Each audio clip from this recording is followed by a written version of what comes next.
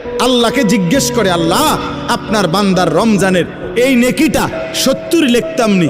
আল্লাহ বান্দার দিকে তাকাইয়া যখন দেখে গুনাহ থেকে মুক্ত, আল্লাহর জিকিরে তার জিহ্বা ভিজা, আল্লাহর মহব্বত তার কলিজার মধ্যে, সুন্নাত মোতাবেক তার জীবন, আল্লাহ তখন বলে না 70 না 700 লেখো, 700, 7,000 লেখো, 70,000 লেখো, 7 লক্ষ লেখো, 70 লক্ষ লেখো, 7 কোটি লেখো, 70 কোটি লেখো, 70,000 কোটি লেখো।